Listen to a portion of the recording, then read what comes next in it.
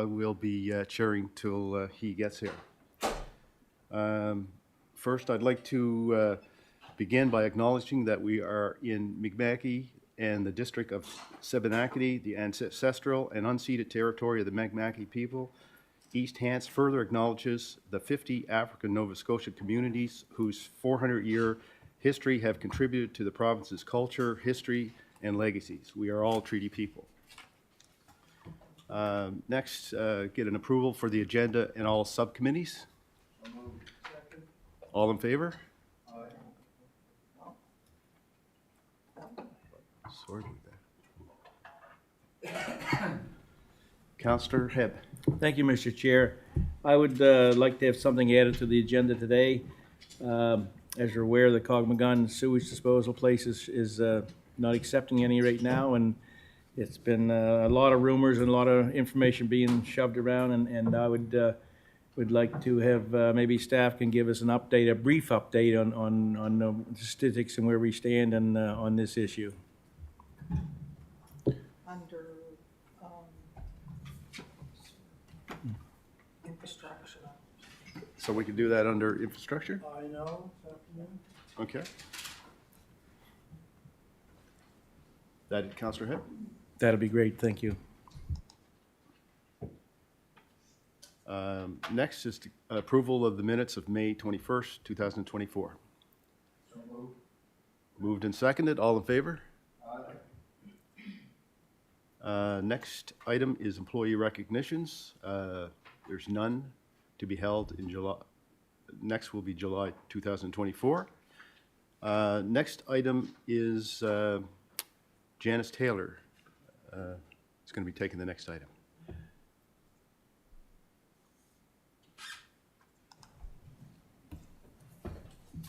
Janice. Good morning. So through the chair, I'd like to present the 23-24 year-end adjustments report, and once complete, I would be happy to answer any questions. Finance staff present this report every year to council, so they are aware of entries that are prepared for accounting purposes. Finance refers to both the public sector accounting standards and the financial reporting and accounting manual when preparing year-end adjustments. Also, under the discussion, we outline transfers to reserves no longer discussed in the year-end report as per the special reserves policy. Council will see most of these reserves listed in the annual report that will be presented in July. The first three entries listed are accounting entries based on public sector accounting standards.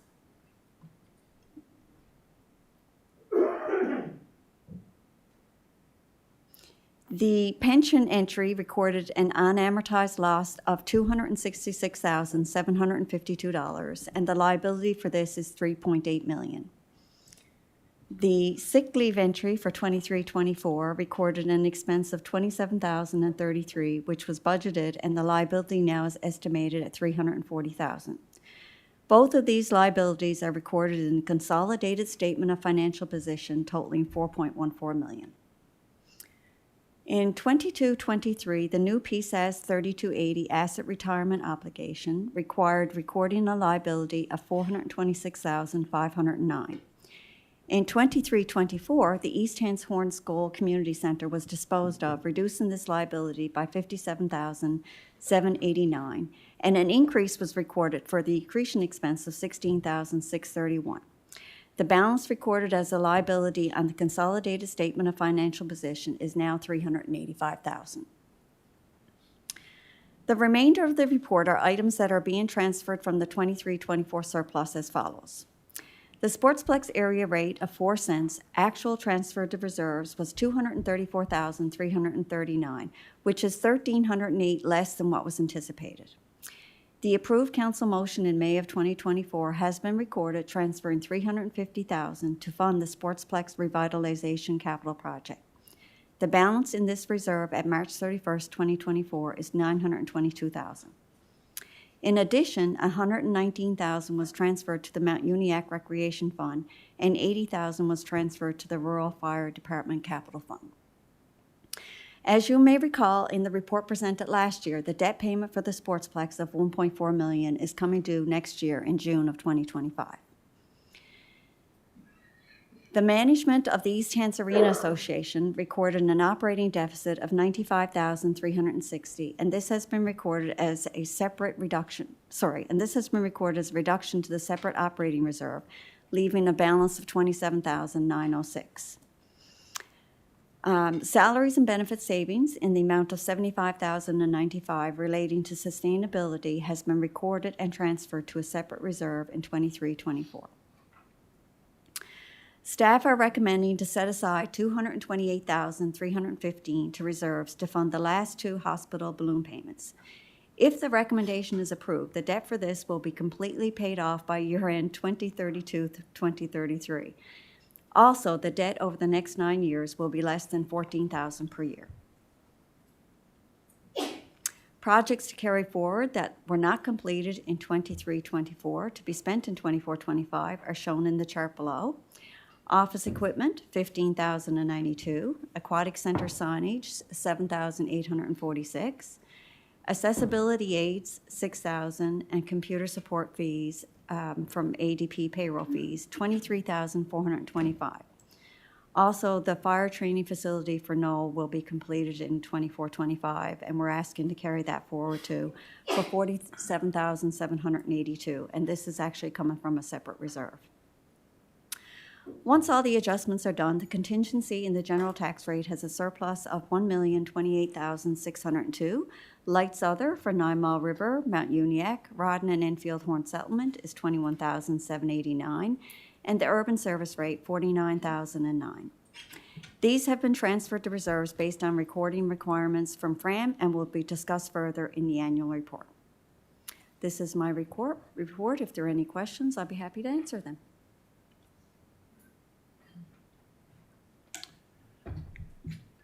Is there any discussion? It seems pretty straightforward.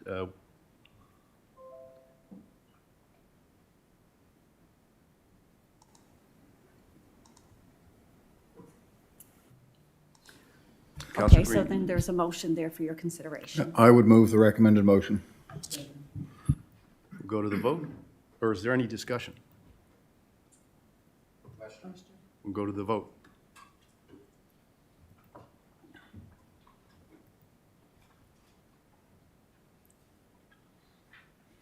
And the vote. You have to vote. Where do I vote at? And the vote is unanimous.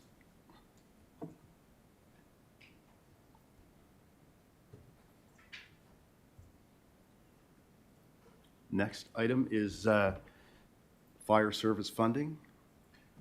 Special reserves. Oh, sorry about that. Special reserves policy. Sorry about that. Janice again. Through the chair, I'd like to present the recommended changes to the appendix in the special reserves policy that was attached to this report. Item number 1 is the addition of the Center Rawdon Playground and Park Development. The funding for this was from the insurance proceeds that we received last year.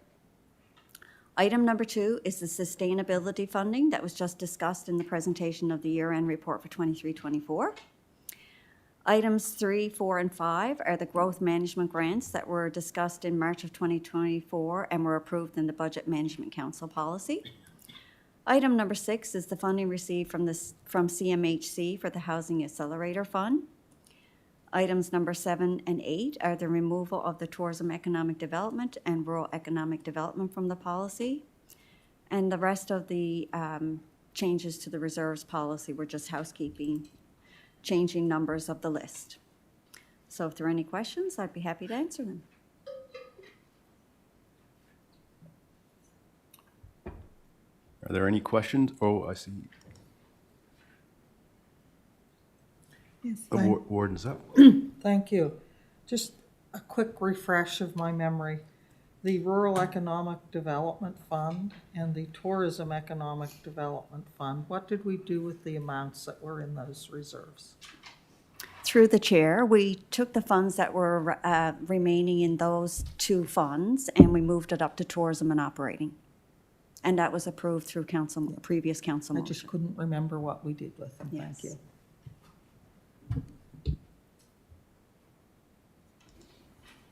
Councillor Green. I would move the recommended motion. Any further discussion? Go to the vote.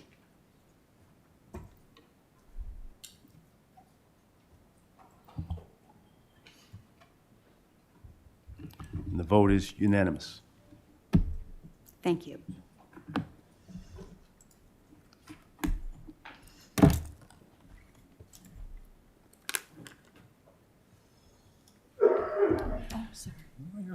So now the next item is fire service funding policy.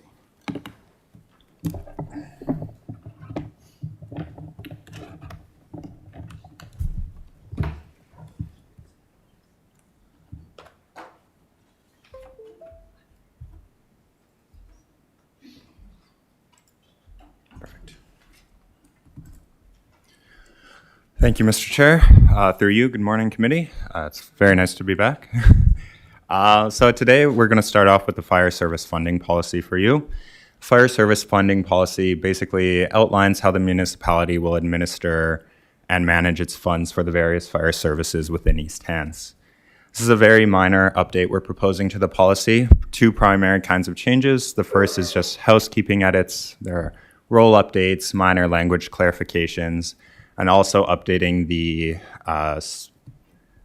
balance of various funds or the allocation to it just to reflect current fiscal year. The more significant update to the policy would be the addition of Section 10, you can see on the screen, just adding council's growth management grants into the policy, so the fire service funding policy is totally accurate to the actual services the municipality provides to various fire services. The update basically just references the budget management policy to ensure they're always aligned should council make some tweaks to the budget management policy in regards to these grants. There is a recommended motion on the screen for your consideration. I'd be happy to answer any questions, and back to the chair.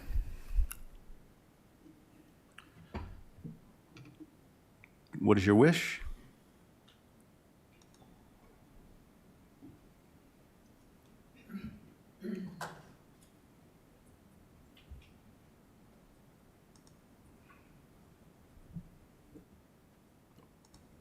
Councillor Hipp. Thank you, Mr. Chair. I would move the recommended motion as presented. Any further discussion? Question. Go to the vote. And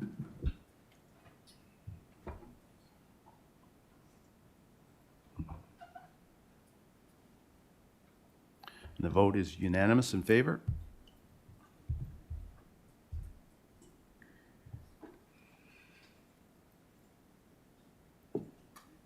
Got another motion on there?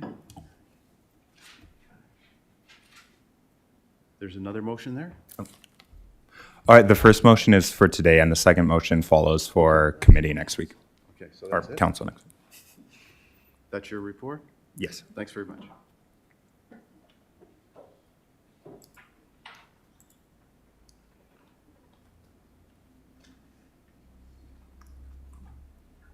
Next item is bylaw A200, water supply and on-site sewage disposal system. And that'll be Nathan again, I guess. Thank you very much, Mr. Chair. Next, we'll be discussing the bylaw E200 water supply and on-site sewage disposal system upgrade lending program bylaw. Staff have been back and forth with committee a few times about this. The well and septic bylaw, this essentially creates the program that we have been working with you over the past few little bit. So as a bit of background and refresher to you all, in October of 2022, staff first came to committee presenting various options the municipality could investigate to support residents in the installation of well systems and septic systems. During this meeting, committee directed staff to create a loan program for residents to be able to install these systems on their property. This is to align the program with the municipality's PACE program already in operation. Staff returned to committee in April of 2023, presenting potential options for what this loan program would look like. Following council direction, the program ultimately shaped up to be a loan of $20,000 paid back over a 10-year period with interest rate at prime. A lien would be applied to the resident's property for the duration of the loan. Council also required a $90,000 household income cap as eligibility for the program. Applications will be processed as they are received, and that $200,000 would be allocated for a one-year pilot project of this program. Due to changes in the marketplace since staff first came to committee with this program, staff have recommended upgrading the loan maximum to $25,000 and increasing the household income cap from $90,000 up to $100,000. And the draft bylaw attached to this report has reflected these changes. Also, in the February 2023 meeting of Executive Committee, there's significant discussion on where the funding would come from for this program. Staff initially proposed borrowing to fund this program. However, council allocated $200,000 from the 2022-23 deed transfer tax to fund this program instead. Since these your last update to committee, staff have been working hard to draft the bylaw and associated documents. Finance and corporate services together have been working to align the draft bylaw with our current PACE bylaw as appropriate to ensure greater consistency.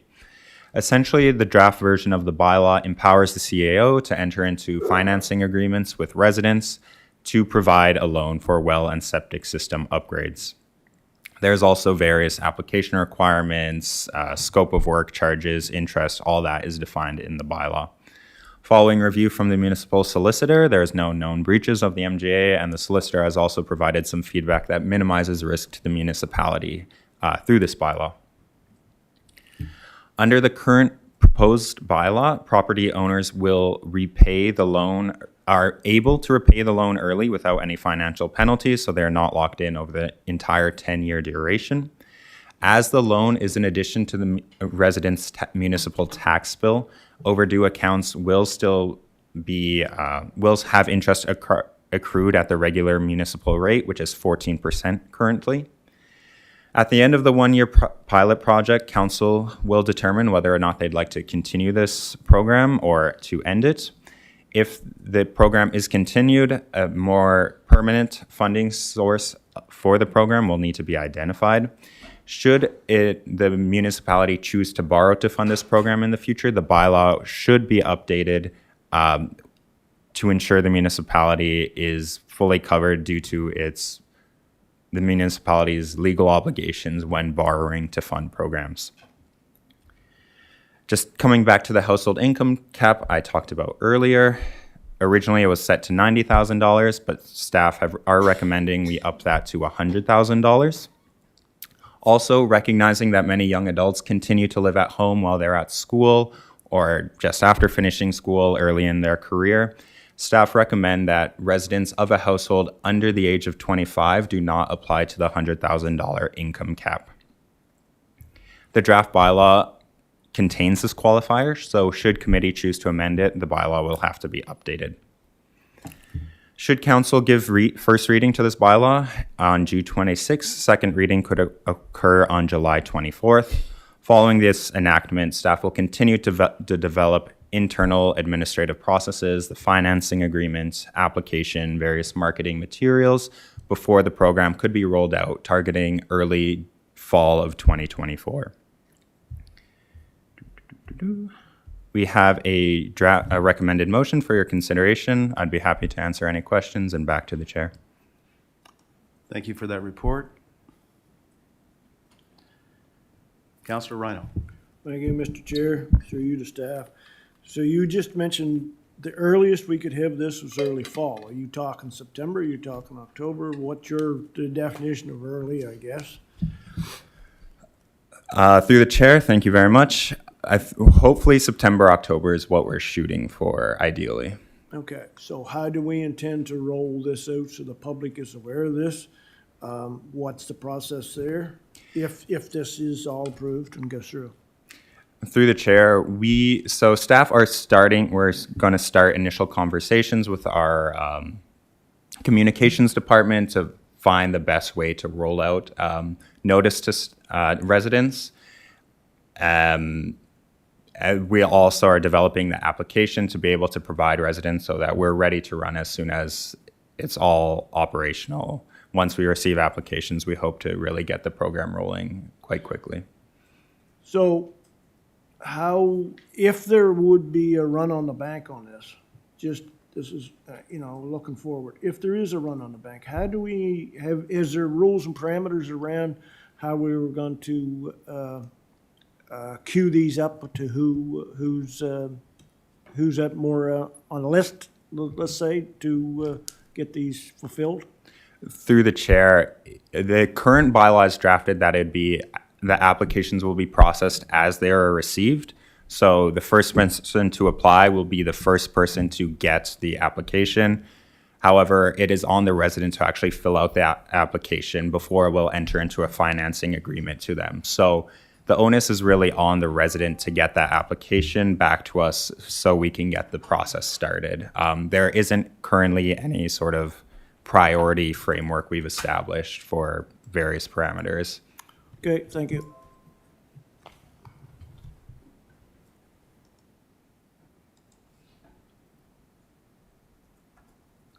Warden Ralston.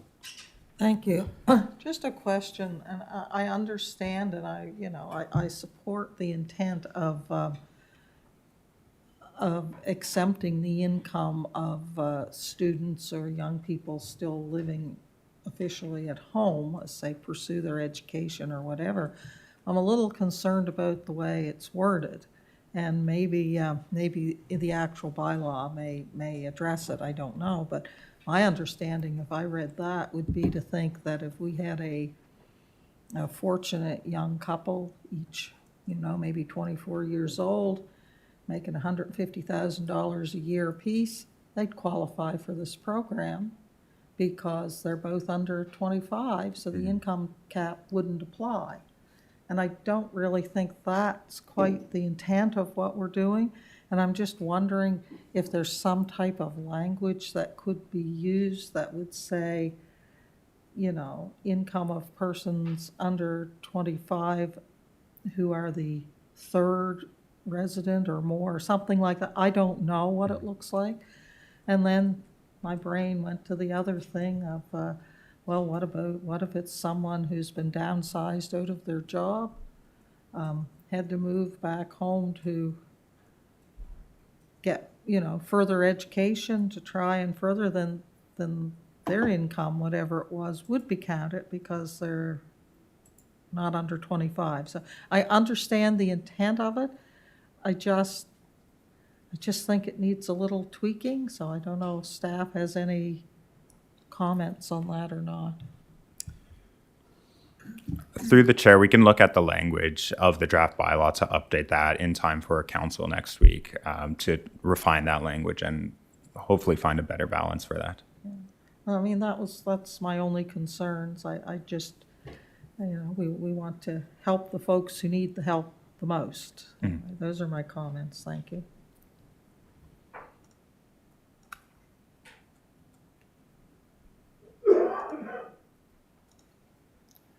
Councillor Eisner. Thank you, Mr. Chair. Through you to staff, is this a loan or a grant? Through the chair, this would be a loan, so repayable over 10 years. And the interest rate? Through the chair, it'd be the cost to borrow for the municipality. What's the advantage of a resident going to municipality to get the money than other financial institutions? Through the chair, this would be a lower interest rate than the average bank. This is sort of a, perhaps they weren't able to get a loan through the bank or another financial institution. This would be to help residents who might fall through the traditional gaps of current financing systems. And last question is, would this be a lien on the property when they default, if they do? Yeah, through the chair, yes. If they default, the lien on the property would become active. The municipality would be the first lien, so it could technically go through the tax sales process if there's no payment or no agreement reached. Will it affect the mortgage people? Through the chair, we have language in the bylaw and a draft financing agreements that the resident has to coordinate that with the mortgage lender themselves, but the municipality will be the first lien. Thank you.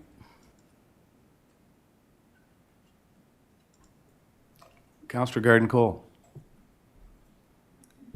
Thank you, Mr. Chair. I move that the Corporate and Residential Services Committee recommend that council give first reading to bylaw A-200, Water Supply and On-Site Sewage Disposal System Upgrade Lending Program bylaw.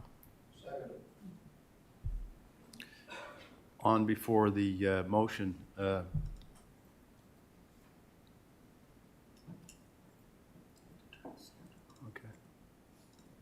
Councillor Mitchell.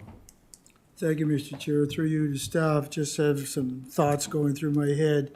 Once the 200,000 is allocated, which could be up to, I guess, 8 properties, would there be a wait list for anybody that maybe missed the first opportunity to get a loan? Would they go on a wait list, so when money came available? But me, for example, paying it back early, they could access it, or? Through the chair, yes, staff intend to have sort of a list running of applicants. So should council choose to top up these funds if they run out, we could potentially return to those residents. So you would notify the first person on the wait list that there's money available? Okay. Thank you. That's all, Mr. Chair.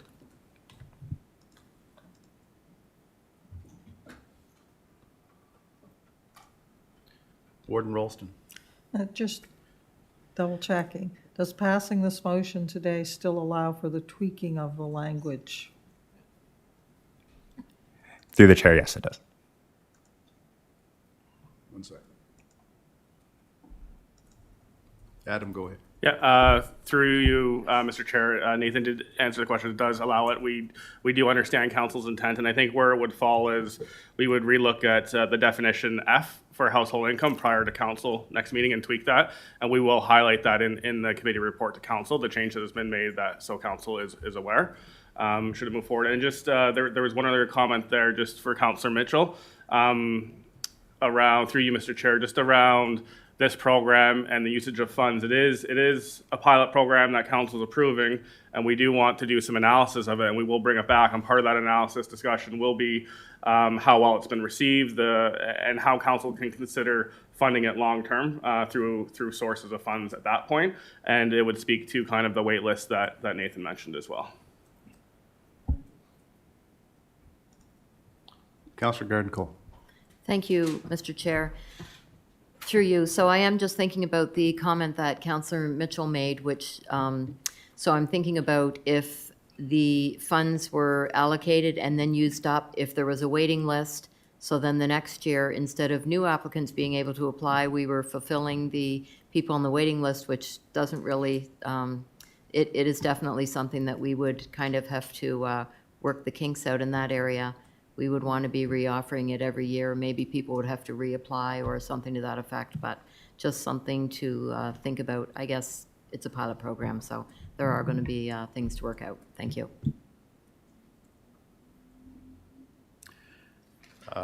Question. Go to the vote.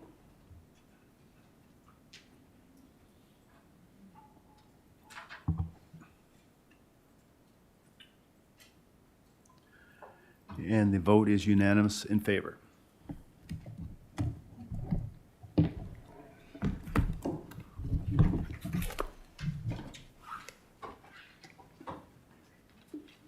We're now up for a break, but we're well ahead in time, so we'll continue on with the Low Carbon Communities Grant Program by Sinead. What is it? Adams.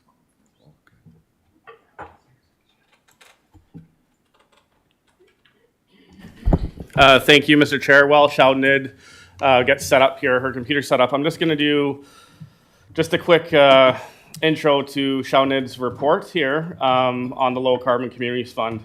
And so what's in front of you today as an opportunity, we've heard council and at the staff level look at solar opportunities and grant programs. that could be funded. And what we're presenting you today is one that was just recently released. And you'll note in the staff report, it was released on May 22nd with expression of interest due June 24th. So it's a very quick turnaround. We see that a lot with funding programs. And so that's why we're here in front of committee today to gauge your interest on a feasibility analysis for our municipal sites and facilities. And I will just mention also, Shauna is going to reference CLEAN in her report. And we've been accepted to a 3-year program. We posted a note to council chambers online around the CCC program, the Climate Community Capacity Program. And it was also announced for those of you councillors that were at NSFM a few months ago that we're one of about 10 to 15 municipalities throughout the province that were accepted. And what it is it's about a 3-year program, and it's additional expertise as we move forward in our energy conversation, climate change journey, and look at how that falls into your long-term strategic plans. So we've actually vetted some of this work through them that you're going to hear Shauna to talk about, but I just wanted to highlight they are another resource that the municipality has for a few years in addition to the investment you've made in staffing resources for sustainability. So with that, I will turn it over to Shauna to present the report on the opportunity for the feasibility analysis. Through the chair. Thank you. I will be presenting on, as Adam mentioned, Low Carbon Communities Grant Program, also known as LCC, which is being offered through the Nova Scotia Department of Natural Resources and Renewables for community projects that support low carbon solutions in the buildings, electricity, and transportation sectors. As was mentioned, the application process opened on May 22nd with expression of interest due on June 24th, which requires council's endorsement. Staff are recommending submitting an application for a solar feasibility assessment on select municipal facilities and properties. The financial impact statement is as follows. A maximum of $25,000 in the 2024-2025 budget funded by Sustainability Program Reserve contingent on successful grant funding. Staff recommend that committee support a funding application through resolution of council for 75% grant funding to conduct solar feasibility assessment on select municipal facilities and properties. Recommended motion, move that the Corporate and Residential Services Committee recommend that council support a submission to the Low Carbon Communities Grant Program for solar feasibility assessment on select municipal facilities with a total project budget of up to a maximum of $100,000 to be funded by a municipal contribution of up to a maximum of $25,000 in the 2024-2025 budget, funded by Sustainability Program Reserve contingent on successful grant funding. As a municipality, East Hants is eligible for funding of the program. Again, the expression of interest is due on June 24th with the full application due on July 22nd. Project activities are not to start any earlier than November 1st of this year, and project completion and final report are due on October 31st, 2025. Projects can include feasibility studies, design strategies, clean energy and education activities, and initiatives that show positive and innovative low-carbon solutions. There are 4 program categories, which are clean buildings, clean electricity, clean transportation, and clean energy education, and applicants can apply for up to 75% of their total eligible project costs. Staff have begun working on a sustainability strategy and roadmap that supports sustainability initiatives outlined in the strategic plan and meet the needs of our community. And one of the goals of the strategy and roadmap is to identify shovel-ready projects that will allow us to be better prepared for funding opportunities like the LCC program as they arise. Myself, the sustainability coordinator, had preliminary discussions with all departments to understand how sustainability fits into their service areas, and the topic of solar was very common across departments.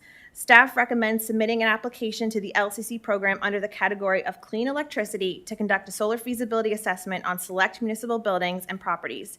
Staff see an opportunity to reduce greenhouse gas emissions, reduce municipal energy costs, and serve as an education opportunity about the benefits and functions of solar technology. The municipality has previously been involved in solar projects in different capacities, but this would be a more a deeper dive into a greater solar program. Staff, in collaboration with our program partners under CLEAN's Community Climate Capacity Program, conducted jurisdictional scan to learn about similar solar projects taking place across Nova Scotia. The CLEAN team used their network and technical expertise to review the scope of these projects and facilitate preliminary discussions on how they may be applicable to East Hants. The comparable project information was shared with East Hants confidentially, but staff can confirm there are several similar projects across the province. Some examples are solar feasibility assessments, community solar gardens, and solar installations. There are 2 previous municipal recipients of the LCC program, which has similar scope as to what staff are proposing for East Hants. They are West Hants Regional Municipality and the town of Bridgewater, who both received $75,000 under the program to conduct solar feasibility assessments at municipal locations.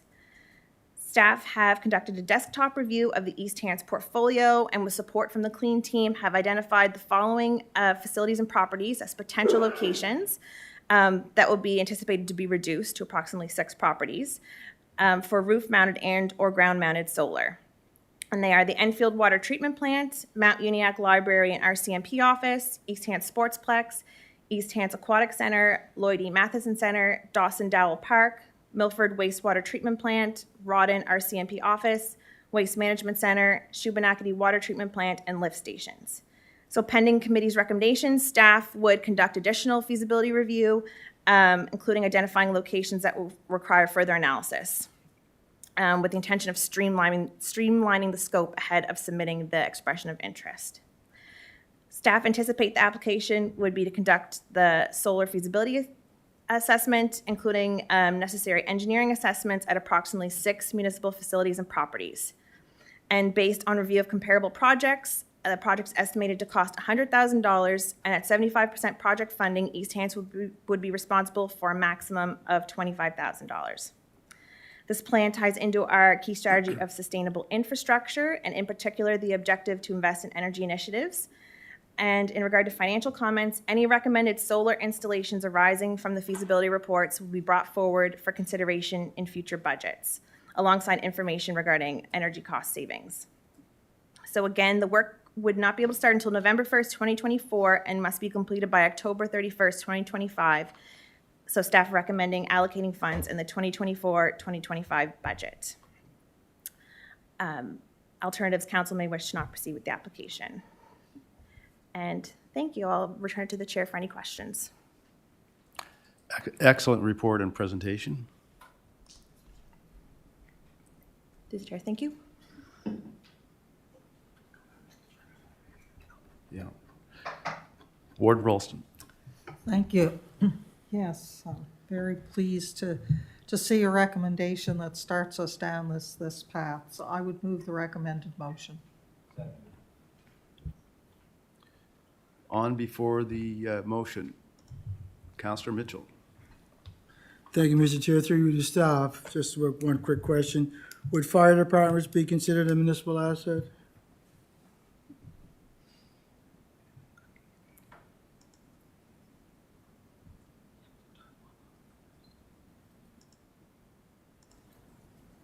Yeah, through you, Mr. Chair.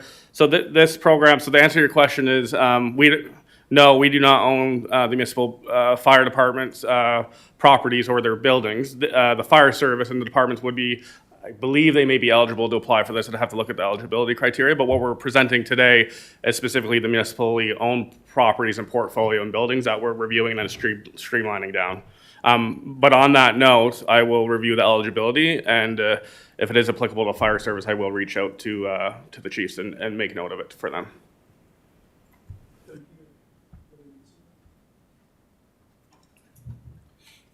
Councillor Rhino. Thank you, Mr. Chair.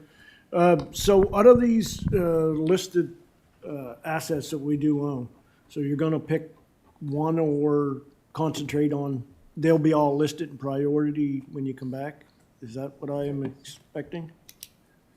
I can start. Through the chair.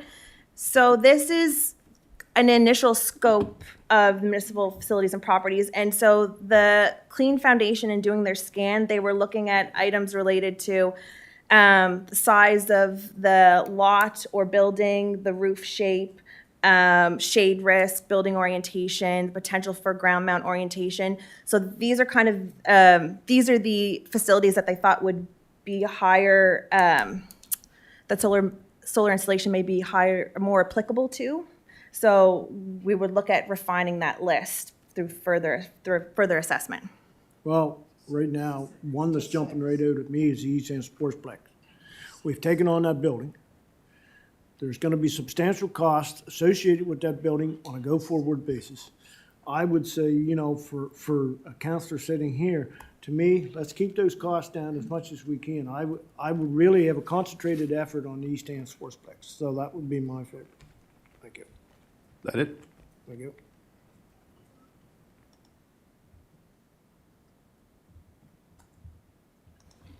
Adam? Yeah, and three, Mr. Chair, we would echo that at a staff level, Counselor. That is, you know, we haven't refined that list, but that is one that is, from our initial analysis, is looking like a higher priority. We're doing a higher priority, kind of medium priority, and that Sportsplex, absolutely. And part of this will do kind of the engineering behind it, should it go forward, to understand the roof analysis and the structures behind it and what it can sustain. And we hear you on that. That's a great municipal asset, and we will review that. And I do foresee that being one of the 6, but we just haven't gotten there in the tight timeline.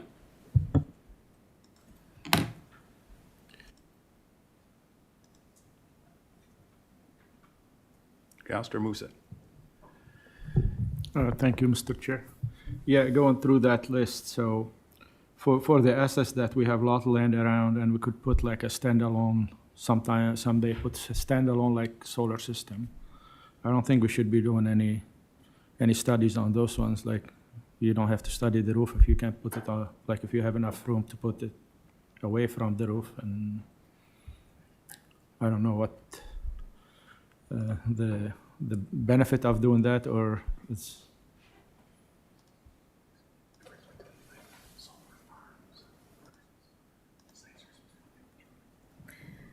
Through the chair, in regard to ground-mounted solar, which I believe that's what you're referring to, maybe there doesn't need to be as much assessment for Yeah. ground mount. Yeah. I think the consideration for ground mount is looking into potential the future of larger solar farm operations.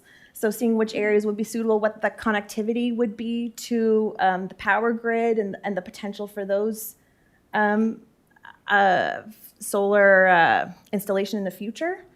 So that's the kind of research that they look at assessing ground mount.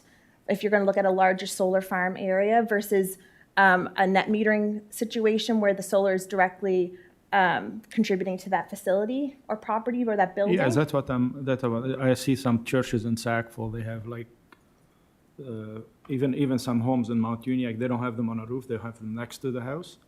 So I think that's a better way to do it, where we have land this way. If you want to change the roof or something happened to the roof this way, you don't have to take everything away and fix the roof. Like, it's less costly in the future. So for the area where we have enough room to put them not on the roof. Thank you. Question? Go to the vote.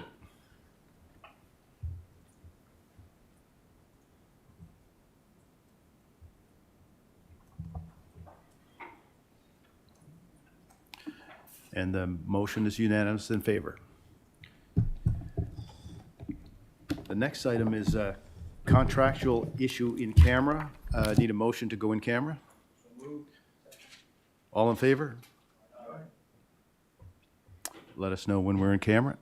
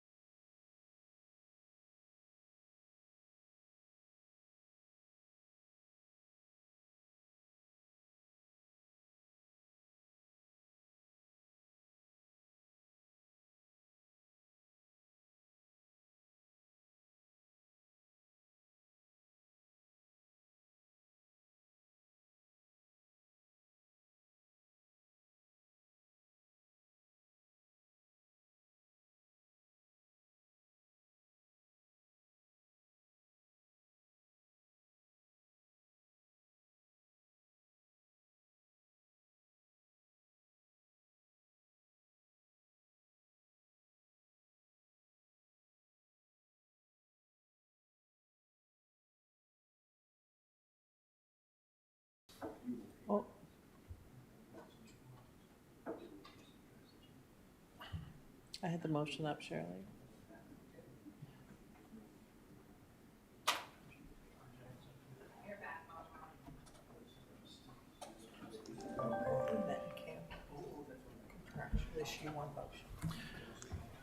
Okay, we met in camera regarding a contractual issue, and there's one motion coming forward. Councillor Garden Cole. Thank you, Mr. Chair. I move that the Corporate and Residential Services Committee recommend to council that fire area rates negatively impacted by the 2024 fire area rate review be subsidized through the general rate contingency reserves, with notification going to the departments affected by the adjustments. What is your wish? Question. Go to the vote.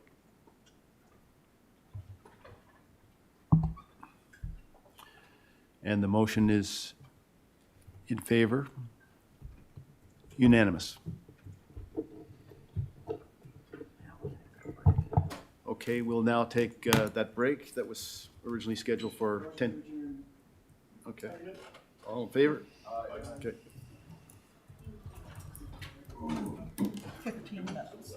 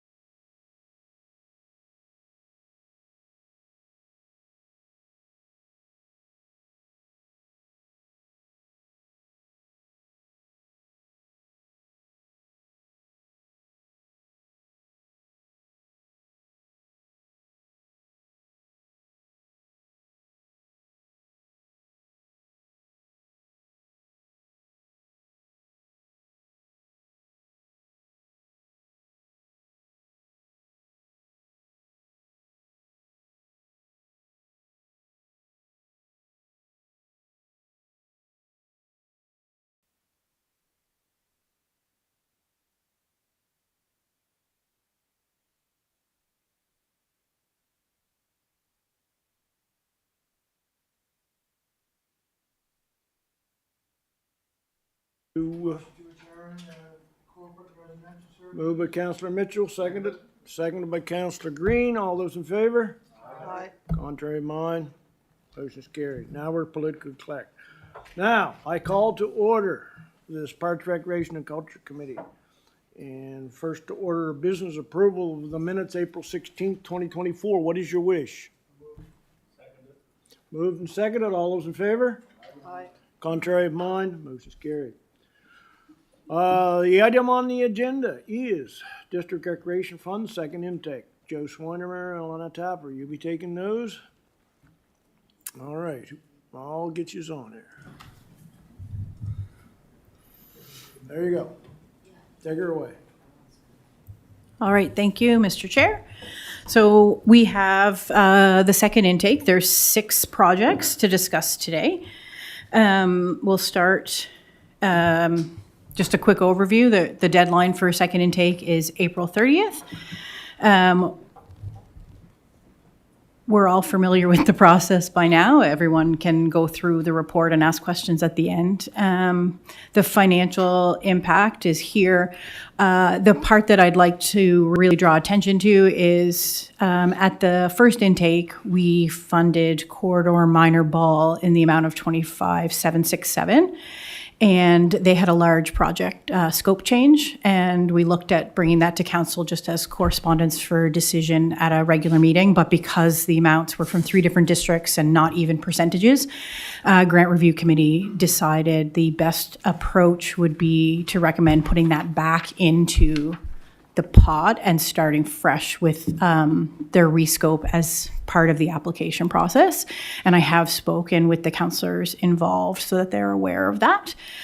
So that rescope plus the 5 new applicants make for a total of 6 projects, and the total request for funding is $193,000. Grant Review Committee meets and goes through and compares it to District Recreation Fund policy, and the recommendations in here are based on policy, and as you know, council can fund based on that or as they see fit.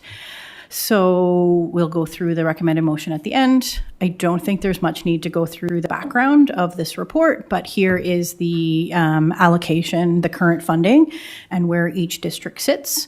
In January intake and brackets are how much we've committed. And again, the Corridor Minor Ball money has come out of that. So this is where we stand right now. So without further ado, the project rescope for Corridor Minor Baseball. This is in District 10. And we originally funded, as I mentioned earlier, about $25,000 from 3 different districts, District 10, District 1, and District 2. Corridor Minor Baseball has players from across the corridor, and they're doing amazing work getting more and more people. They've doubled their registration in the last 2 years as their sport is growing and their population is growing here. So they originally asked for a shed garage project along with a tractor to manage the fields, and it turns out that the funding that they received from the province was just not nearly enough with our money to go ahead with the full project, so they've requested a rescope. The new project is $37,627, and they're requesting half of that at $18,814. Policy would recommend that half of what District 10 has available is appropriate, and so that's $14,640, and that leaves a shortfall. If we want to get them to 18, they would need support of other districts. So the next project is in District 1, and it's Enfield District School. They are applying for an accessible playground. And the project is just over $200,000, and they're requesting half at $100,000. Their application is complete. They have not yet secured funding from the province or their other grants that they're looking at. And at this time, Grant Review Committee does not request or does not recommend funding this project. We'd like to point out that council may want to look at how this policy works with respect to school playgrounds, because we've never funded an entire playground. Rather, a component or a small upgrade. So that is something to consider. The next project is Riverview United Church in District 2. They are doing a major efficiency upgrade. They're adding heat pumps, replacing all their lighting to more environmentally friendly options, and adding solar panels. They have funding from numerous sources, and they're asking for $20,000 towards their $96,000 project. And that fits within policy as less than half. I do make a note that when we're looking at projects that include a church building, we only fund the hall portion. So they're staying well within, at 20,000, we're less than half of half. So that way we are not funding necessarily the portions for the church sanctuary, rather the community hall. And as council would likely know, this hall has a huge community use and is of great value to the local community as a community center. We use it, and a lot of the community groups around the corridor use this for events. And our next project is from District 3. Milford Rec is doing a hall refurbish. They have requests in for heat pumps, some interior painting, blinds and drapes to rehab their hall. They are asking us for half their project at $18,940. We would recommend half of what is available. As you can see, District 3 only has 16,000, almost 17 left in their pot. So half of that is what council would, or what Grant Review Committee recommends to council. We did put a note here that we may look at, do we include blinds and drapes, window treatments as part of a DRF? If council wants to do that, the shortfall would be 10,000 after the 8 from District 3, or a smaller amount to support mainly the heat pump upgrades and the painting that they require. They have 6 heat pumps that run the upstairs hall, and 3 of them are 17 years old and not running very well and hard to maintain. So that is their request. They have not secured funding from the province yet, but they're asking for 50% of the project through the small capital grant. They don't have that yet. And what we would do, as we typically do, if funding is pending, we wouldn't release council's DRF funding until that's secure. In previous years, Districts 2 and District 7 have both contributed to Milford Rec projects. The next project is the Uniacke Legion, Branch 165 in Mount Uniacke. They are doing hall repairs, some minor repairs, but mainly inaccessible entrances, including a new slab at the back of the hall. We use that facility a lot. The community it's one of the main hubs in the community, and the doors are desperately in need of a refit, but making them accessible is a huge value. So they have some money from a couple other sources, and they're asking for $5,300, and we, of course, would recommend that amount through District 8. As always, District 9 often contributes to Uniacke projects. And we have in District 10, the Enfield Rugby Football Club is doing phase 2 of their clubhouse and washroom project. And this is at their field site at the Enfield Lions. They are requesting $30,000 towards a total project cost of $138,000. The DRF recommendation, again, would be $14,640, which is half of what's available in District 10, leaving a shortfall of about the same amount. They do have a large amount of funding confirmed from the province, and they have their phase 1 was done with a co-money and club funding and in kind. They did specify that their membership comes from across the corridor and beyond, and they did a fairly substantial field upgrade 4 years ago, and at that time, Districts 1, 2, and 7 contributed to that project as well. So those are the 6 projects. A summary is here in this table, and it shows what's available and what we, as Grant Review Committee, would recommend through policy.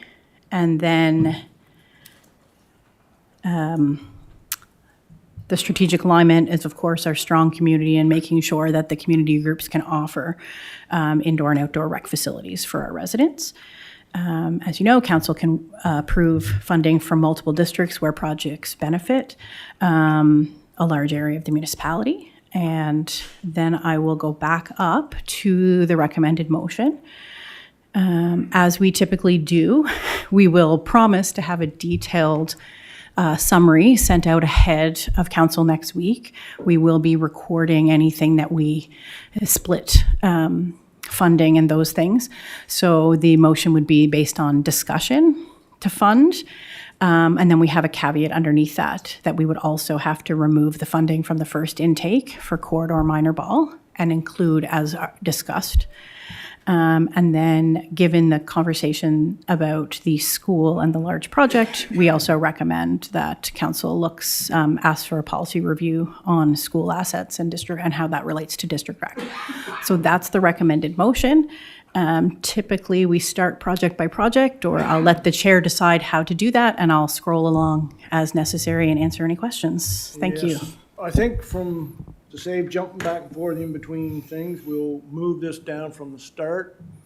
And that start one was corridor minor ball. Now, what we'll do is just work our ways down and go from there. So, first up, Senator Garden Cole.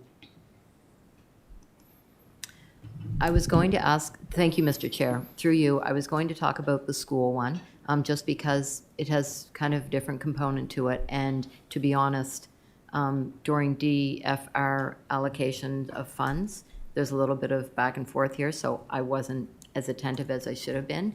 But no, it's just trying to iron things out. So I will, when we come back to the school one, I do have a few questions about that, the nature of it and whatnot. At this point, so this is just a rescope of this project. We already had committed funds to it, but now we're rescoping because it is less funds that they're asking for. So I'm just that was an overview. Anything further on quarter minor ball baseball? Yes, you or what? You still, I didn't give up your chair.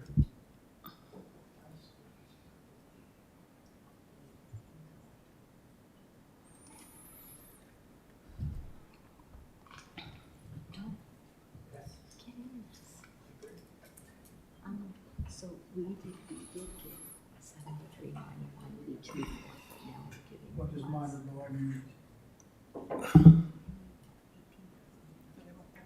So through the chair, we're looking at this association is requesting $18,814 to finish their project.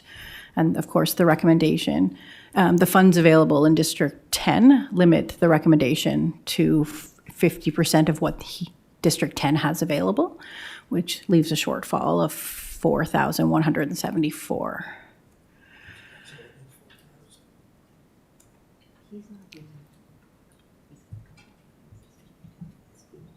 Can we have some more filler?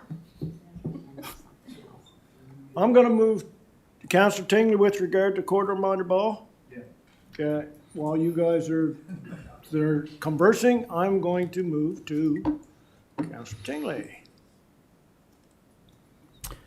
Well, I see my fellow councillors are talking about the corridor ball. I'm willing to split evenly with whatever you decide over there. Thank you, Councillor Tingley, for, yeah. Does that help anybody out over there?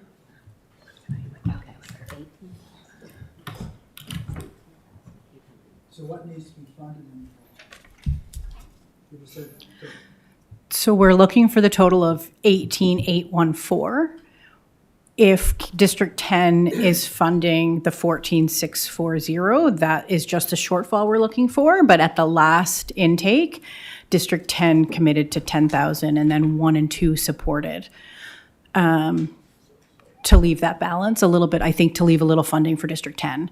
So you can look at it different ways. You still have the floor. Oh, okay, thank you. So just hypothetically, if District 10 were to contribute $8,814, that would leave a shortage of 10,000, which would mean if Councillor Tingley and, say, Councillor Mitchell and myself were each going to contribute $3,333 and continue, that would be divided between 2, 1, and 7, with the bulk of it being spent, $8,814 by District 10.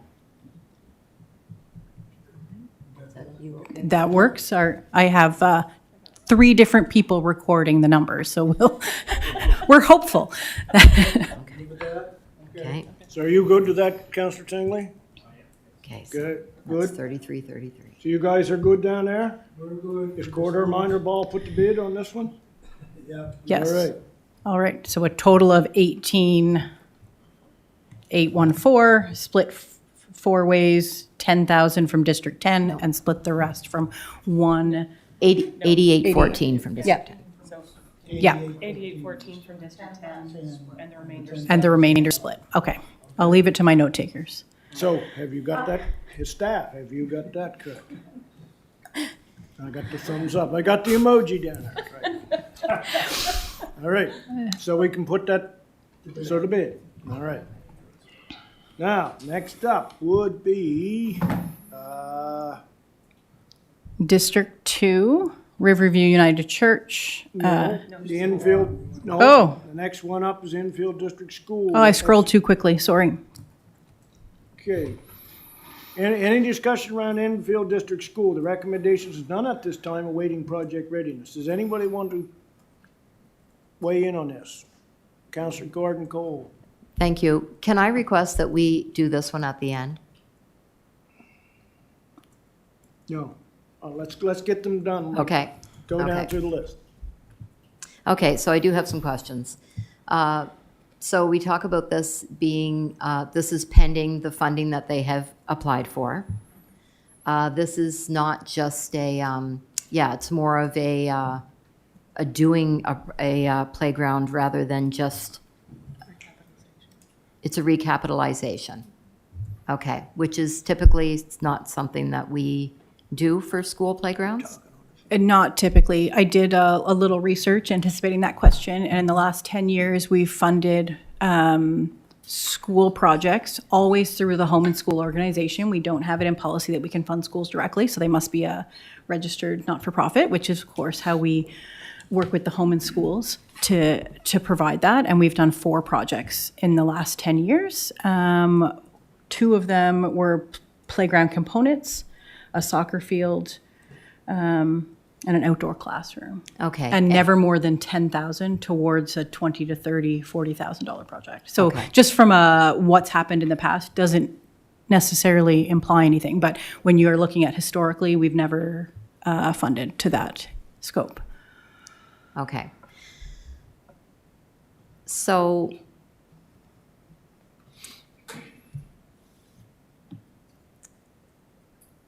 I guess that this project is a little different in my mind because it's a project that is rooted in accessibility and inclusivity. And that's where it differs from just adding a piece of playground equipment to a school. The benefits of having this inclusive playground area would reach much further than the students of Enfield School. It would be anyone in the corridor area and beyond who have children or anybody who requires accessible areas to play. So that is where this is a kind of a unique project.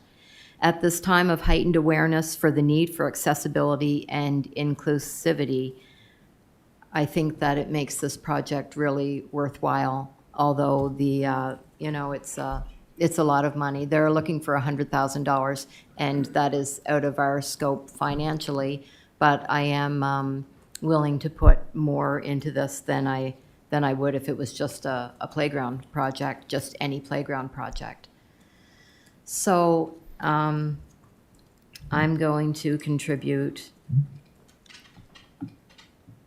$40,000 of my DFR funds to it, keeping in mind that I am doing that for future projects. I am doing that because of the accessibility nature of this project, regardless of whether it's on school property or not. That's the component to this that makes me put such a large amount into it.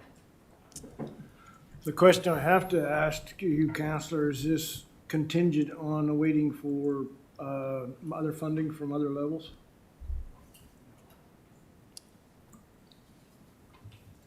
It isn't, because, well, Our project can't be done. okay, they've already reduced, this project has already, they have already reduced it, I think, from its beginning, from what they hoped to do in the beginning. But yes, okay, it's contingent on funding from other levels. Staff have that taken in their notes? All right, I'm going to thank you, Counselor Darden Cole.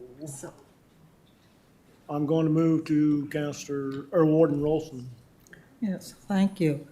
I don't normally weigh in on projects in other councilors' districts that don't really affect mine, but this one is a little bit different. And so I'm going to throw a cautionary tale out there as someone who's been here longer than everybody except Councilor Rhino. And the danger in investing funds in large amounts to do things that are not controlled by community groups and are not controlled by the municipality is loss of access after we invest the funds. And I will give you a very concrete example with CCRCE. A number of years ago, we invested, I believe it was $800,000 to enlarge a gymnasium when a school was being built, with the agreement that it would be available for community use. And we had an agreement for a number of years, but it wasn't open-ended. And when that agreement expired, we have not been able to renew that agreement. So the public is now getting no benefit from that investment of funds in that gymnasium that we made with the understanding that it was going to be great for the community and would be well used in the community. And I believe it still would be if the community were allowed to use it. And herein lies the risk. This is a playground. Playgrounds in schools, generally speaking, when I look at the elementary school in my area, the pre-primary children are not allowed to play on the playground equipment because it's only rated for ages 5 and up. So at any time, CCRCE could come in and say, this is a risk. We are not going to allow any public use of our school playgrounds because there's liability there for us if kids who are not covered by the specs or the standards to whatever it was built are on there. And I think that's a very real risk. I mean, we saw it happen with the gymnasium. Never thought, but no, there are, and we even agreed to pay extra, in my memory, for janitorial services and that in that gym for the public to be able to use it. But to date, that's not in effect, and we can't use that, and we paid $800,000 to enlarge it for community use. So that's my hesitation on this one. It's nothing against the Enfield School or the Enfield Playground. It would be any CCRCE-owned playground in East Hants. I would have a lot of difficulty supporting investing municipal dollars in there because we don't have any guarantee at the end of the day that whatever beautiful facility is built will be available to the public for use in off-school hours. Because, like I said, at any time, they might not give us a joint use agreement for it. And if they don't, at any time, they can create a policy that says you can't use that playground and it doesn't matter where the money comes from. Those are my concerns. I hate to be a naysayer and I wouldn't normally weigh in, but I do think we need to do that review about school-owned playgrounds and that, because I think we have to be very careful Once bitten, twice shy. Thank you. Thank you, Warden. Next up, Counselor Mitchell. Thank you, Mr. Chair. Question through the staff. That this group is looking for professional, external funding. I know it's a good project. Any idea when the next retake would be if this didn't go through today? So through the chair, if they don't receive funding, or if they do, like, they could always come back with a scope change or things the same way that other groups have. If they don't receive provincial funding in this intake, which is being announced daily at this stage of the year, they would be eligible to reapply for provincial funding next February for announcement in the spring, and would be the same for DRF. They would align, right? The two seasons go together. It's normally that winter time when people are doing their grants. I'm willing to put forth money towards that project, but I think out of prudence, I'll wait and see how the outside funding goes, and they'd have to come back anyway for make up the difference, et cetera. So that's where I'll stand at the present, since they're still looking for provincial funding. So you are not then going to commit to anything? No, I'm gonna wait to see how the project goes forward. They might be a shortfall. Okay. All right, that all, Counselor Mitchell? All right, anything further on the Enfield District School now? Oh, okay. Oh, I got two. Warden? Yeah, I'm just not gonna repeat everything I said before, and I don't want the Enfield counselors or the school to think it's anything against them. But with the experience ongoing with CCRCE about use of their assets, I'd like this to be not voted on en masse with everything, because I can't support this right now, just because of those reasons. And it's very rare that I would weigh in on something from someone else's district, but I believe it's a very real danger. Thank you. Counselor Garden Cole. Thank you, Mr. Chair. And this is kind of why I was hoping to put this to the end, because I did want to get input from other counselors on this, because it is not just your typical application for funding. And as well, I find that this process that we have of where it's just hard to pull this all together when you're on the spot and waiting for decisions to be made. So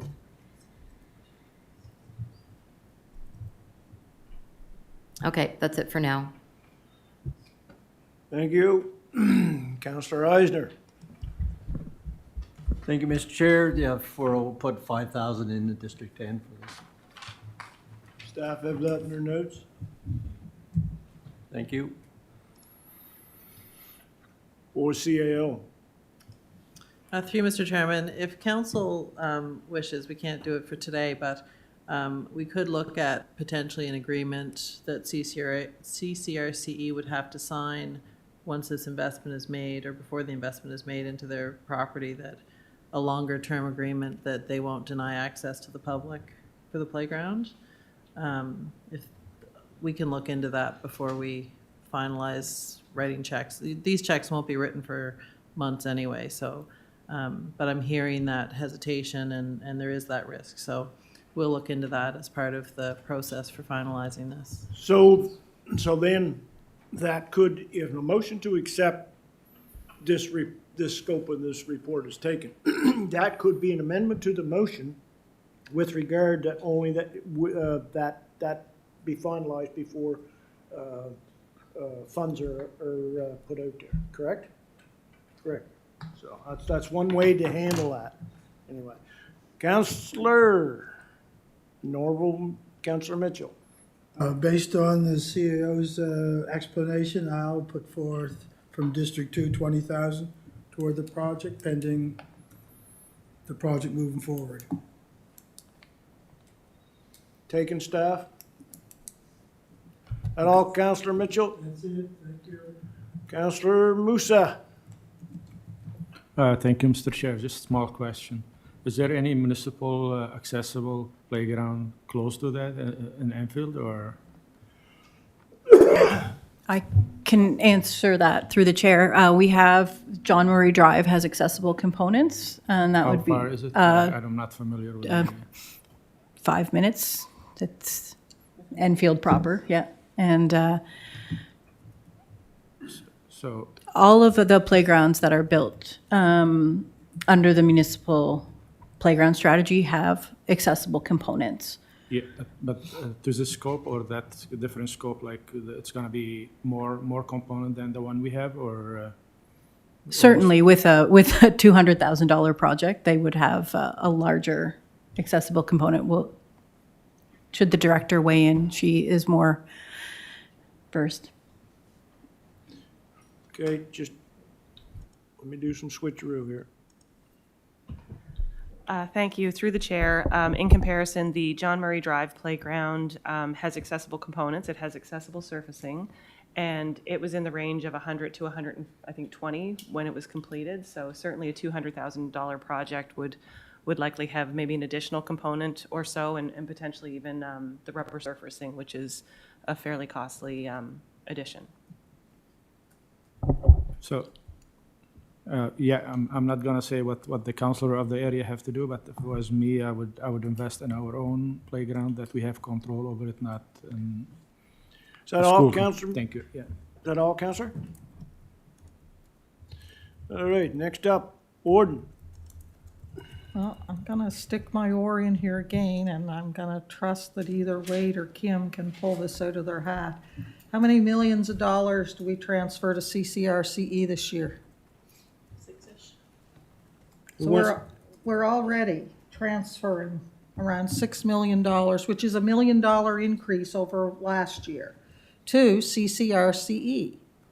It is CCRCE's responsibility to provide schools and playgrounds. That's their mandate. It's what they do. And I don't understand why CCRCE would not be doing whatever needed to be done for a playground at that school, the same as all other schools. And I'm just going to put out there that if we start doing this, CCRCE is going to stop, even more than they have already. And how many other elementary schools do we have in this municipality that would like to have their playgrounds either replaced or upgraded? There are a lot. So that's my caution. And I, like I said, once bitten, twice shy with a signed agreement we had with CCRCE, which did eventually expire. And there was no will to renew it. And I don't believe that it's a municipal responsibility to provide playgrounds at schools that are owned by CCRCE and over which they have control of use, or even if we have an agreement to use it, they have control over maintenance, over what they remove if they don't want to maintain it, or, you know, various things. And I can tell you, if we ask for a contract saying, you know, public use, they're going to want us to contribute for liability and all kinds of other things. I'd bet money on it. So, like I said, I don't like to be a hard nose, and it's nothing against it. It just happens that this is a school that's brought this forward. It would be any school, anywhere in the municipality, including Rawdon. And I'd be sitting here and saying, I don't believe that we should be building playgrounds for schools that we already send over $6 million to CCRCE every year, over which we have no control. And I just think it's a wrong step. And I think we do need to have that review on that policy. And then we avoid getting into these where it looks like you're picking on a particular school, because that's not my intent.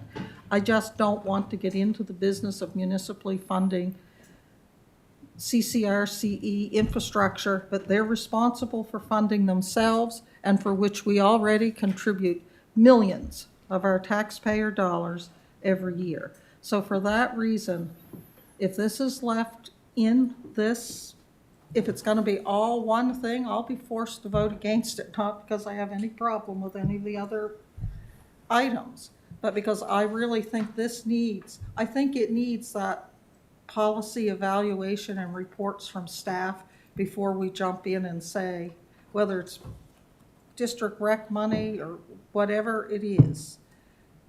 These, these could become a lot of very large projects very quickly, and I'm just not in a position to say I think it's a good idea right now, because I don't. Thank you. Thank you, Warden. And there's Councillor Sandgard and Cole. Can you scroll up? I think there was a outline of the projects, not so specific in the beginning of the report, where you talked about we may potentially want to revisit our policies when it comes to such a project. Was just part of our recommended motion. Oh, okay. And then I only, we put it down here.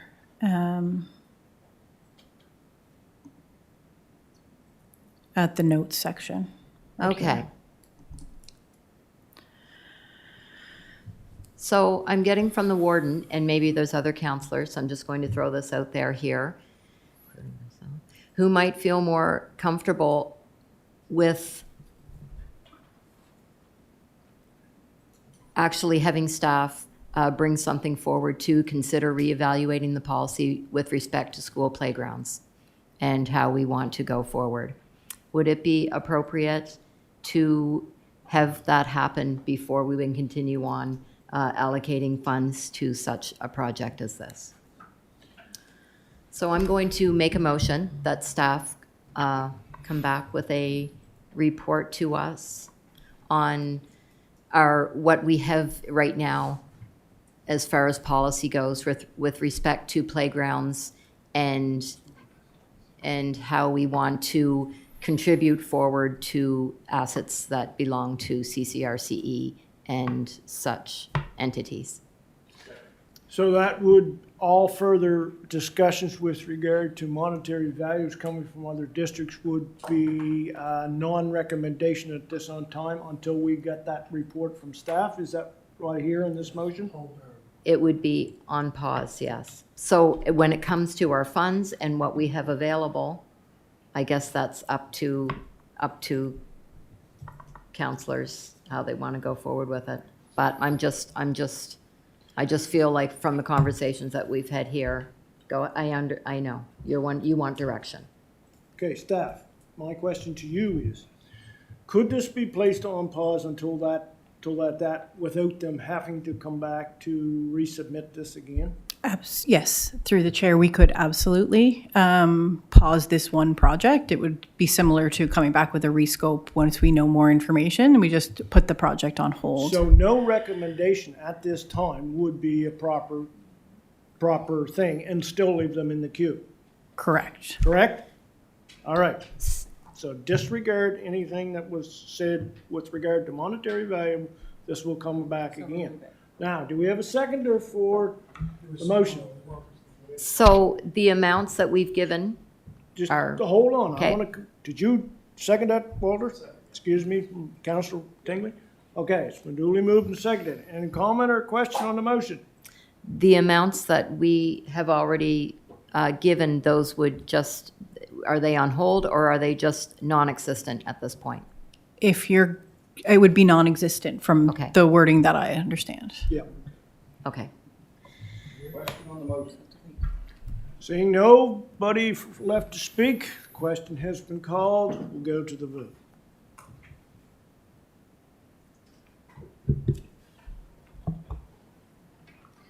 And we're missing one today, aren't we? And the motion's passed unanimously.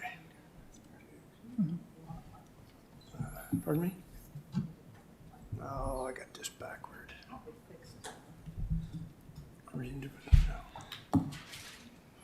There. Now draw your, all right. All right, so we're clear. I'll just put that one to bed for the time being. So the next one would be Riverview United Church. Riverview United Church. So, what's everybody's thought on Riverview United Church?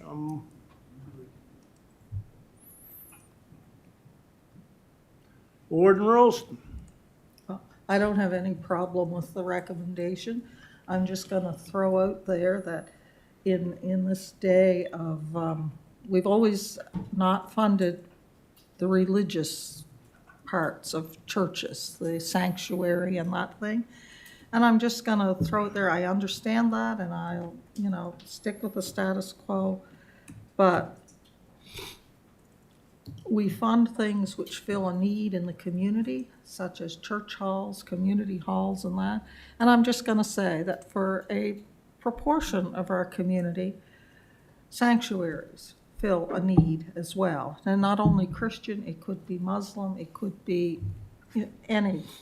So, at some point in the future, I'd like to have a chat over that, that's all. Thank So you. that's food for thought. Yes. Okay. Counselor Garden Cole. Yes, I agree, and I know that I have residents who use this facility, the church hall, the Dorcas secondhand store, the potluck dinners and whatnot. So I just want to contribute $8,000 to this project. Staff recommend, staff. 8,000. To be clear, through the chair, is that 8,000 of the 20? Or 8,000 in addition to the 20? I don't know what there hasn't been any word from the, In addition. Okay. oh, okay, was that a public motion? Sanctuary discussion. Oh, okay. So that it, Counselor Cole from you? Yep, that's it 8,000? from me. 8,000, staff, is that under thing? All right. So next up will be Counselor Tingley. Through the chair, I just want to clarify, so they're looking for 20,000. Councillor Garden Cole has contributed 8,000, so there's a $12,000 shortfall right now? Is that it? No. No, explain it. There's, We don't have officially. Counselor, I'm gonna let go, you asked the question of $8,000 is an addition or part of? Is that exactly what you're asking? Yes. Okay. I'm gonna go to Counselor Garden Cole to ask, it's an addition or is it part of? Sorry, I didn't realize that Counselor Mitchell had, all it was a recommendation. There was no actual allocation of funds. But regardless, if he's contributing 20, I'll contribute 8 on top of that. I just want to contribute. Guess it's in addition. All right, now going back. Counselor Tingley, you still had the floor. Do you have anything further? You had your question answered, so. I'm just trying to understand, like, I'd like to contribute if there's some kind of a shortfall here, but there's no shortfall, is it? No. Doesn't seem to be No. at this time. Okay. You That's good? it. That's it. Okay, thank you, Counselor. Warden Rolston. Thank you. Back to my sanctuary that I was just food for thought. This total project for the this is total real talk. church is $96,000. They requested only $20,000, and staff were comfortable with that because they felt that that brought us in under funding only the part of the building that was not the sanctuary. So by increasing what they've asked for, now they're going to have more money. They have funding from the United Church of Canada and from other groups, and they only needed $20,000. So if we're going to fund it 28, and I don't really care, but how do we know? Now we've got to do some research and see if we're funding the sanctuary. And if we're funding that sanctuary, then there's going to be other sanctuaries that could really use some funding. So that's just my comment. Okay. Through the chair, I could comment. Okay. If you were to overfund the 20, then you would be reducing some of the money that they're putting in themselves. So the organization is contributing funds to it. They have money from the United Church of Canada in a grant program. And the balance was going to be, sorry, I haven't touched my computer in a minute. So they would be able to reduce their own costs as a entity. We do say if you look at a church 50-50, and one could argue that it's maybe more or less, it would still be, we often, council does fund above the 50% of a project. So if we're still talking about 50% of half, you can go over that and still be under 50%. We're not paying for everything. So Okay, all right. So you've heard, I know that you said it was a comment. It was more or less, I heard it as a question. I'm gonna leave you the leeway, Warden, to ask, follow up on that. But does this prompt the need to identify? All I'm saying is that if we're giving extra funding here, then what's, and I don't have any problem with giving them more funding and reducing what they have to pay. My concern is if it can be seen, the same heat pumps and the same everything are gonna heat the sanctuary as is gonna heat the church hall and so on and so forth. But if we're drifting into the territory of being seen to subsidize the sanctuary of this church, then we have to be able to take that leap in all of the other churches in the municipality. That's my point. I have a church in my community. I'm telling you folks, it needs a roof, it needs heat pumps, it needs lots of stuff.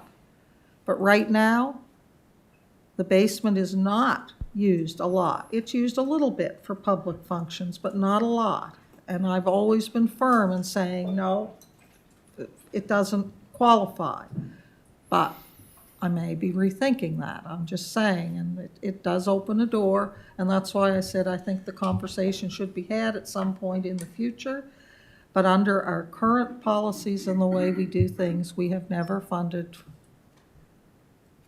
religious organizations as such for that aspect of the building. And I'm being a really downer today, and that's not my intent, but anyway, thank you. Staff, do you have anything new to add to the warden? the only other comment is we do have a few churches that we have funded in the past that maybe have flex space. The sanctuary is the hall and vice versa. And so we have been working with some smaller churches that are looking at ways to increase usage. And oftentimes the main level, the sanctuary, is in better condition than the hall or is more accessible than a basement hall. And so we do support groups, churches, in finding that way to make the space both community and church-based. So in the past few years, we have supported, a good example is St. Paul's United in Mount Uniacke. Their hall is their sanctuary, and they roll the chairs forward. And so we have supported projects for that church because it is a community hub and a community use, but the room that they're standing in is also used on Sunday morning. So there are ways that we can support churches when we are looking at them as a community recreation venue. So there are ways into this, and as we have been having this conversation with more and more churches, as church use is going down and halls are going up. So the issues are not unique to one particular church over another. All right, Warden, I'm gonna let you chew on staff's response on that. And I'm going to move to Councillor Musa. Thank you, Mr. Chair. Well, now we're getting into a problem, like somebody asking for 20,000 and throwing money at. And last month, we had our own facility, and we had to use general tax rate money to do the sportsplex. Like, where was that extra money they're throwing in? Like, I'm not gonna dictate, but next time something comes with a sportsplex, there's no general money from my part. If you have enough money to throw away on extra money for something that nobody asked for, you should have enough money to put in something that we use for our resident youth. Thank you. Hello, Councillor Musa. Councillor Norval Mitchell. Yes, trying to correct what's we're talking about, and with my fellow councillors, so we reallocate funding for this project, which the request is 20,000. District 2 will give 15,000, and District 1, 5,000, to stay within the 20,000. District 1, is that? Yeah. Thank you, Mr. Chair. So your 8 went down to 5? You got that? Yes. So it'll just be the 20,000? All right. Right, is that all?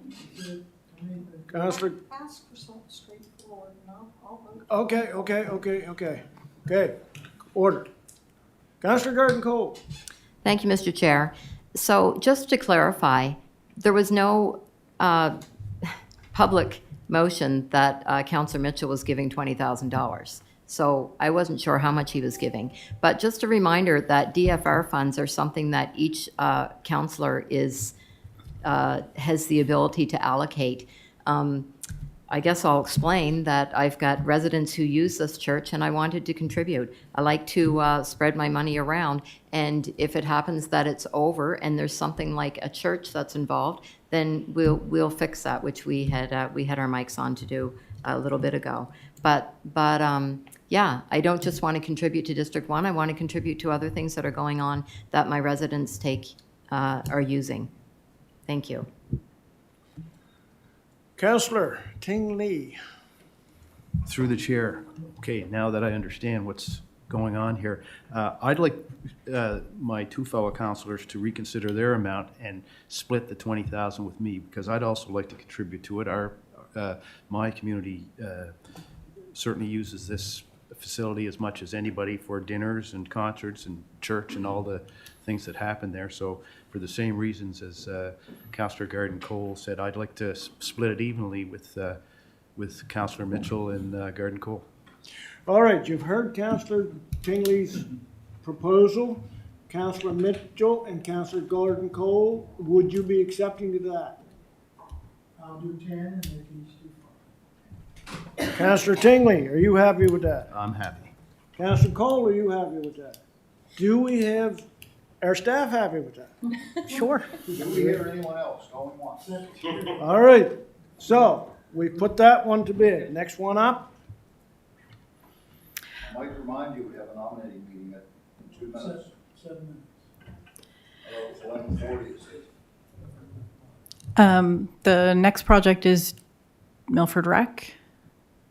The recommendation would be half of the funds that District 3 has available.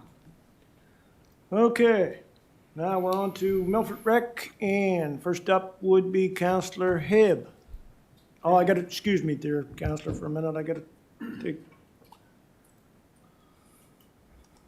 There, go ahead, Councillor. Thank you, Mr. Chair. It says for the heat pump and painting only, total would be 24,000, half would be 12,000, the shortfall of 3888.